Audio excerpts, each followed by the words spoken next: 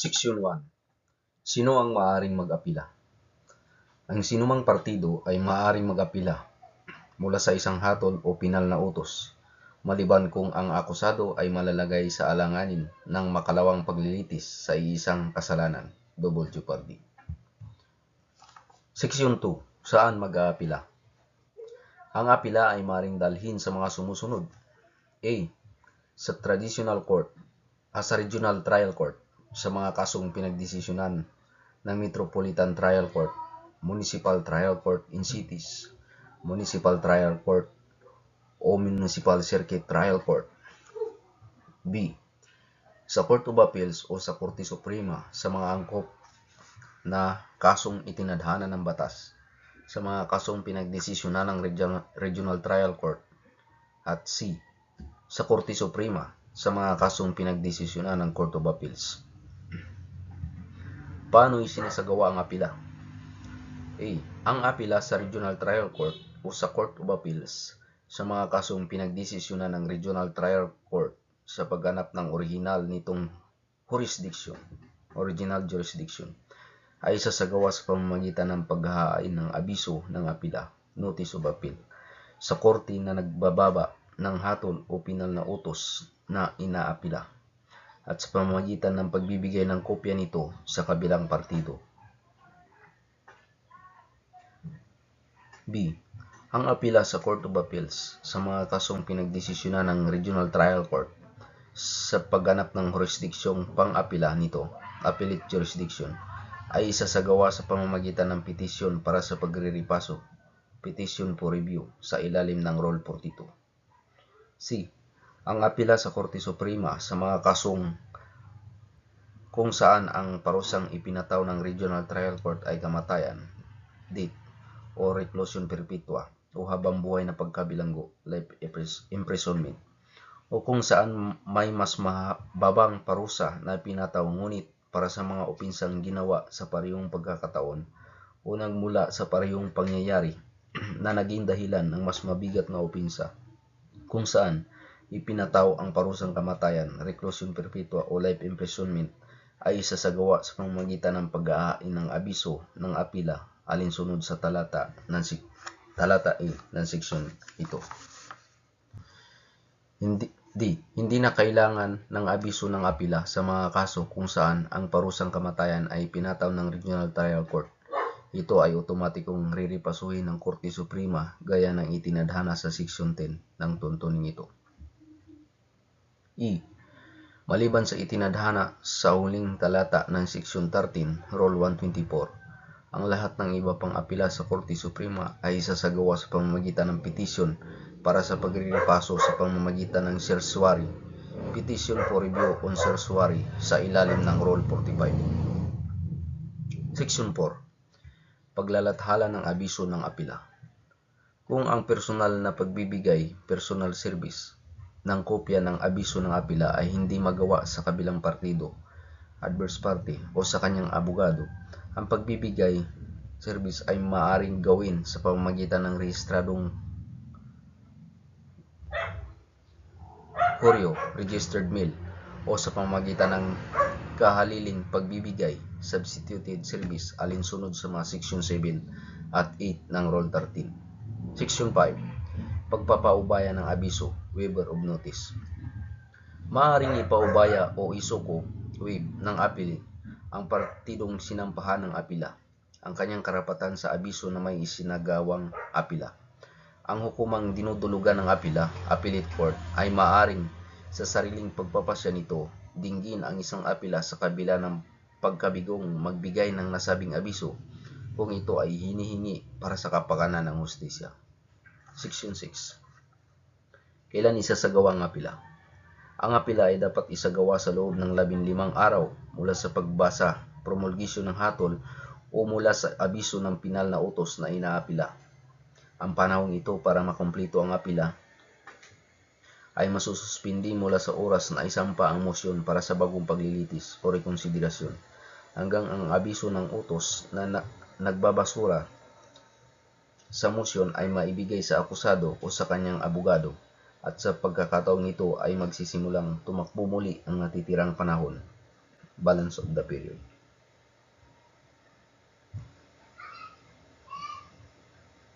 Paalala, sa kasalukuyang praktikal sa Pilipinas, inilalapat na ang nipis doctrine o freeze period kung saan binibigyan ng panibagong buong 15 araw ang partido mula sa pagtanggap ng pagbasura sa motion sa halip na ang natitirang panahon lamang.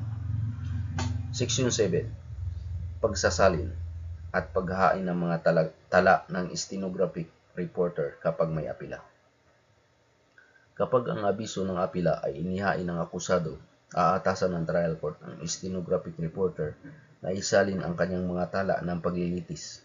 Kapag inihain naman ng People of the Philippines, aatasan ng trial court ang stenographic reporter na isalin lamang ang bahagi ng kanyang mga tala ng paglilitis na partikular na tutukuyin ng korte ng nakasulat batay sa isang motion. Dapat patunayan ng stenographic reporter ang kawastuhan ng mga tala at ng salin nito na bubuuin ng orihinal at 4 na kopya at dapat ihain ang orihinal at 4 na kopya sa clerk of court nang walang hindi kinakailangang pagkaantala. Kung ipinataw ang parusang kamatayan, ang stenographic reporter ay dapat sa loob ng 30 araw mula sa pagbasa ng hatol, maghain sa clerk ng original at 4 na kopya ng wastong na patunayang salin ng kanyang mga tala ng paglilitis. Walang palugit sa oras para sa paghain ng nasabing salin ng stenographic notes. Ang ipagkakaloob maliban kung galing sa Korte Suprema at ang sa makatarungang dahilan lamang. Section 8. Pagpapasa ng mga dokumento sa appellate court kapag may apila. Sa loob ng 5 araw mula sa paghain ng abiso ng apila, ang clerk ng korte kung saan inihain ang abiso ng apila ay dapat ipasa sa clerk ng korte ng appellate court ang kumpletong record ng kaso, kasama ang mga nasabing abiso. Ang orihinal at 3 kopya ng salin ng mga stenographic notes, kasama ang mga record, ay dapat ding ipasa sa clerk ng appellate court nang walang labis na pagkaantala ang due delay. Ang isa pang kopya ng salin transcript ay maiiwan sa mababang korte. Section 9. Apila sa mga regional trial court. Sa loob ng 5 araw mula sa pagkakumpleto ng apila, perfection of the appeal, dapat ipasa ng clerk ng korte ang original na record sa naangkop na regional trial court. B. Pagkatanggap ng kumpletong record ng kaso, mga salin transcripts at mga exhibit, dapat abisuhan ng clerk ng korte ang regional trial court ang mga partido tungkol dito. Sa loob ng 15 araw mula sa pagtanggap ng nasabing abiso, ang mga partido ay maaaring magsumiti ng mga memoranda o briefs o maaaring atasan ng regional trial court na gawin ito. Pagkatapos isumiti ang nasabing mga memoranda o briefs o pagkapaso ng panahon upang ihain ang mga ito, desisyonan ng regional trial court ang kaso batay sa kabuuang record ng kaso at sa mga inihain na memoranda o briefs. Section 10. Pagpasa ng mga record sa kaso ng parusang kamatayan. Sa lahat ng kaso kung saan ang parusang kamatayan ay pinataw ng trial court, ang mga record ay dapat ipasa sa Korte Suprema para sa otomatikong pagriripaso at paghahatol sa loob ng 5 araw pagkatapos ng ika-15 araw kasunod ng pagbasa ng hatol, promulgation of the judgment, o abiso ng pagbasura sa motion para sa bagong paglilitis o rekonsiderasyon. Ang salin ay dapat ding ipasa sa loob ng 10 araw pagkatapos itong ihain ang stenographic reporter. Section 11. Epekto ng apila ng sinuman sa maramihang akusado. Ang apilang isinagawa ng isa o higit pa sa karamihang akusado ay hindi makakaapekto sa mga hindi nag-apila, maliban kung ang hatol ng appellate court, hukumang dinudulugan ng apila, ay paborable at naangkop sa kanila. Ang apila na naagrabyadong partido, offended party, patungkol sa civil aspect, ay hindi makakaapekto sa kriminal na aspeto ng hatol o utos na iniaapila. Sa oras na makumpleto ang apila, perfection of the appeal, ang pagpapatupad, execution ng hatol o pinal na utos na iniaapila ay pansamantalang pipigilin o sususpindihin para sa partidong nag-apila. Pagbawi ng apila. Sa kabila ng pagkukumpleto ng apila, ang Regional Trial Court, Metropolitan Trial Court, Municipal Trial Court in Cities, Municipal Trial Court, o Municipal Circuit Trial Court, ayon sa sitwasyon, ay maaaring pahintulutan ang apilant o ang nag-aapila na bawiin ang kanyang apila bago pa maipasa ng clerk ng korte ang record sa tamang appellate court, gaya ng itinadhana sa Section 8. Sa ganitong pagkakataon, magiging pinal ang hatol.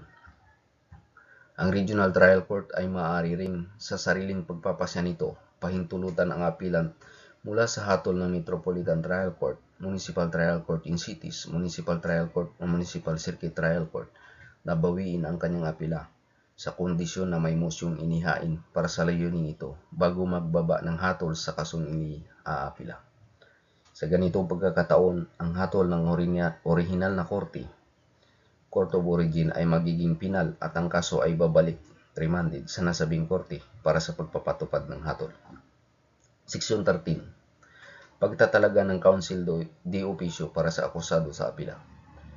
Tungkulin ng clerk ng trial court sa oras na maihain ang abiso ng apila na alamin mula sa apilant kung siya ay nakakulong. Kung nais niyang magtalaga ang Regional Trial Court, Court of Appeals, unang Korte Suprema, ng isang counsel de officio, libreng abogado na itinalaga ng korte upang ipagtanggol siya.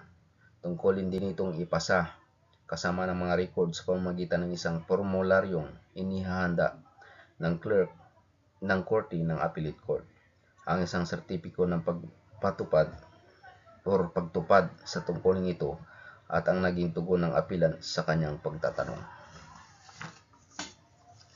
It is based on revised rules on criminal procedures. Disclaimer: